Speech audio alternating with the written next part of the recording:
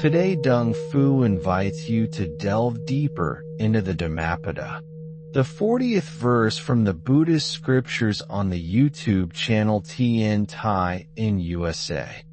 Realizing that this body is as fragile as a clay pot, and fortifying this mind like a well-fortified city, fight out Mara with the sword of wisdom. Then, guarding the conquest, remain unattached. Let us begin in stillness. Let the heart breathe. Let the mind come home to itself. These words of the Buddha are an invitation to clarity, to strength, to freedom. First we contemplate the body. This body is as fragile as a clay pot. The Buddha uses this image not to frighten us, but to awaken us. The clay pot breaks easily. It cracks under pressure. It softens in heat. It is shaped by others. It is not permanent. This fragile body is our condition. We live in a vessel that cannot last, in a form that changes moment by moment. When we truly understand this fragility, we begin to see deeply. We no longer cling to youth. We no longer fear change. We no longer identify with the body as me. The body is a tool, a journey, a temporary form, and within that knowing comes freedom from fear of loss, freedom from attachment to appearance.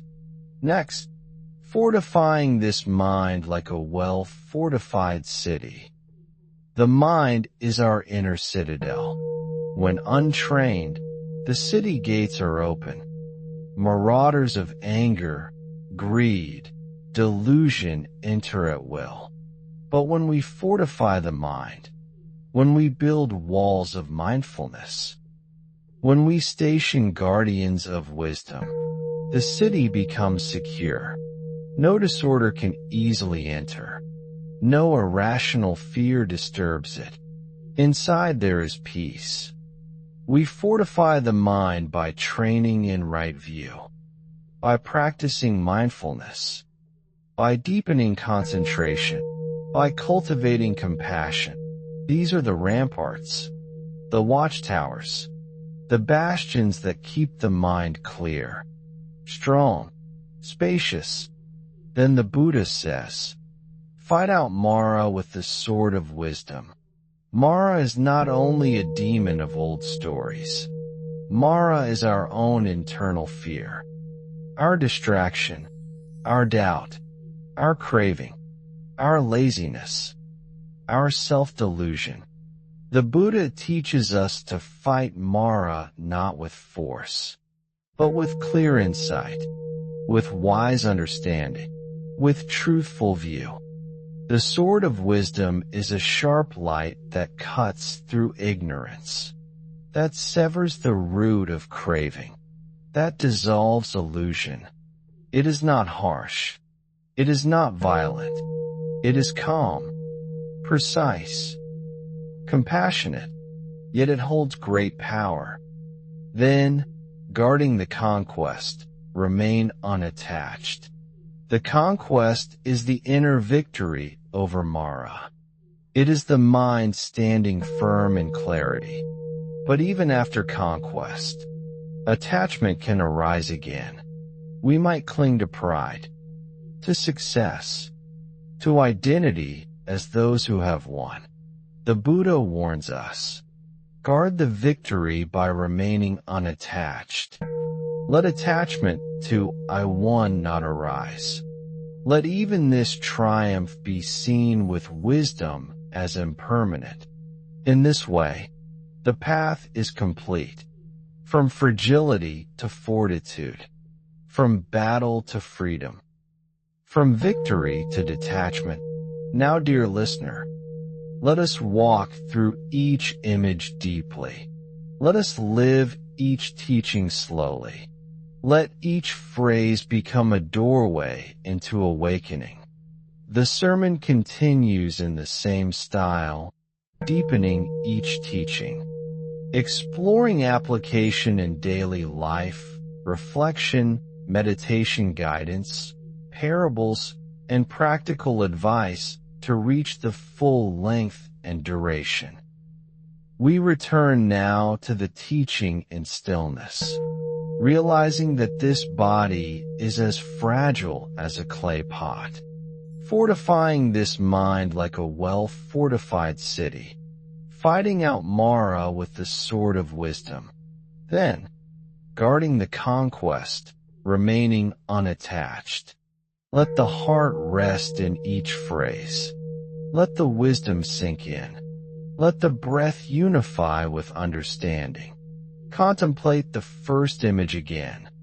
This body fragile like a clay pot. Observe existence with gentle honesty.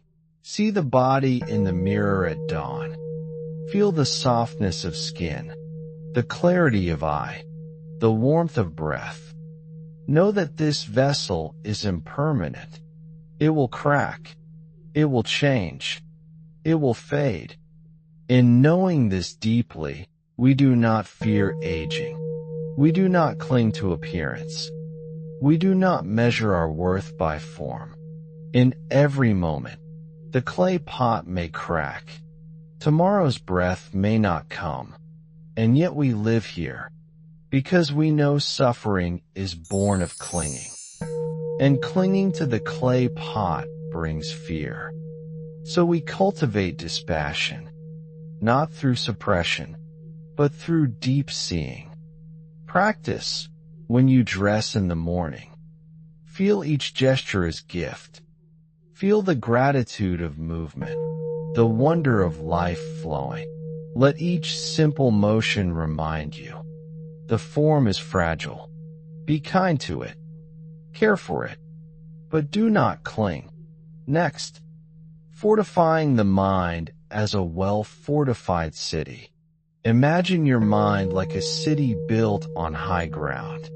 Walls of vigilance rise around, guarding towers of mindfulness, gates of wise attention. Within these walls lives peace. Within these walls resides clarity. When Mara comes with fear, the gates hold. When Mara comes with craving, the walls stand firm. When Mara comes with doubt, the towers shine with light. This city is not built once. It is built moment by moment. Each breath meditation lays another brick. Each act of kindness places another stone. Each act of restraint strength ends the gate. Practice. Sit in meditation each day. Watch breath entering, breath leaving. Each moment of noticing is a brick in your fortress. Each time you resist impulsive speech or action, another wall is built. Now we draw the sword of wisdom to fight out Mara. Mara imagines illusions of self. Mara shows images of fear. Mara whispers desires. Mara builds walls of ignorance. This sword cuts through illusions. It shines light on the nature of mind. It reveals the emptiness of craving. It dissolves the heat of aversion. It clears the mirror of perception. Wisdom is the only weapon. Not harshness, not aggression, not pride. As one sharpens a blade, so one sharpens mindfulness. Through investigation, through patience, through insight meditation. Practice. When fear arises, do not push it away. Bring intelligence to it. Ask what is fearing. Where is the center? What is the form of fear? See its texture, observe its edges, breathe into it. Let insight dissolve it. Then, guarding the conquest. Remain unattached. Victory is not an identity, not a banner to raise. It is a stillness. It is a mind that does not expand with praise. It does not shrink with blame. It remains equanimous. After releasing craving, after dissolving fear, after cutting through illusion, stillness remains. That stillness is the prize. But even prize may tempt attachment. So guard it gently, as a custodian guards something precise. Us, without clinging, without claiming.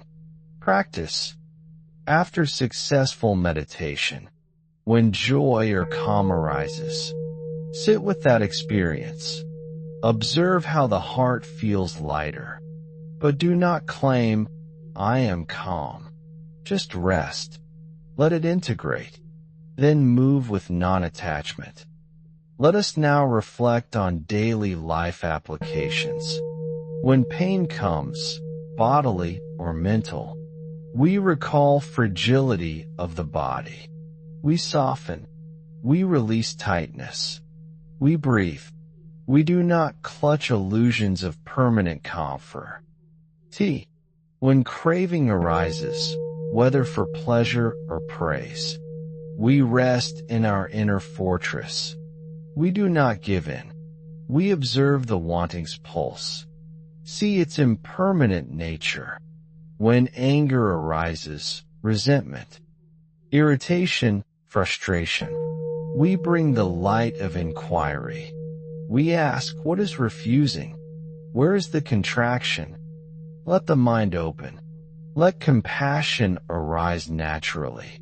When success or praise comes, we receive with gratitude.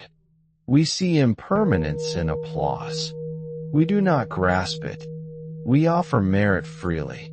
When failure or criticism comes, we receive with awareness. We see emotions arise and pass. We do not solidify shame.